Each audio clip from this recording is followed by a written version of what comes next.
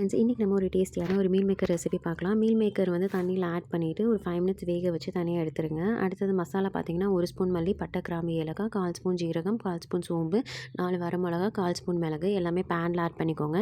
இதோட வந்து கருவேப்பிலையும் ஆட் பண்ணிவிட்டு ஃப்ரை பண்ணிக்கோங்க. இதை நம்ம அரைச்சிக்கலாம். இப்போ வந்து இதோட வந்து நம்ம வந்து 5லேருந்து 6 பீஸ் தேங்காவையும் ஆட் பண்ணிவிட்டு கொஞ்சமாக தண்ணி ஊற்றி அரைச்சி எடுத்து வச்சுக்கலாம். திரும்பி பேனில் 2 ஸ்பூன் அளவுக்கு எண்ணெய் ஆட் பண்ணிக்கோங்க. எண்ணெய் நல்லா காஞ்சிட்டு கடுகு, ஜீரகம், ஒரு மீடியம் சைஸ் வெங்காயம், கொஞ்சம் கருவேப்பிலை எல்லாத்தையும் ஆட் பண்ணிவிட்டு ஃப்ரை பண்ணிவிடுங்க. அடுத்ததாக நம்ம வந்து ஒரு மீடியம் சைஸ் தக்காளியும் இதோட ஆட் பண்ணிவிட்டு நல்லா வதக்கிக்கலாம். மசாலா வந்து பார்த்திங்கன்னா தேவையான அளவுக்கு உப்பு, 1 ஸ்பூன் வந்து மல்லி, 1/2 ஸ்பூன் வந்து மிளகாய்த்தூள், கொஞ்சம் கரம் மசாலா எல்லாம் ரா ஸ்மெல் போகிற அளவுக்கு ஃப்ரை பண்ணிக்கோங்க. அப்புறமா அரைச்சி வச்சிருந்த மசாலாவையும் இதில் ஆட் பண்ணிவிட்டு ஒரு 2 மினிட்ஸ் ஃப்ரை பண்ணிவிடுங்க. இப்போ நம்ம வந்து மீல் மேக்கர் வந்து இதில் வந்து ஆட் பண்ணிவிட்டு நம்ம தேவையான அளவுக்கு வந்து தண்ணி வந்து ஆட் பண்ணிக்கலாம். ஆட் பண்ணிவிட்டு நீங்கள் ஒரு 15 மினிட்ஸ் வேக வச்சு எடுத்திங்கன்னா செமி கிரேவியாக வரும். ட்ரை பண்ணி பாருங்கள், சூப்பராக இருக்கும். Happy tasting.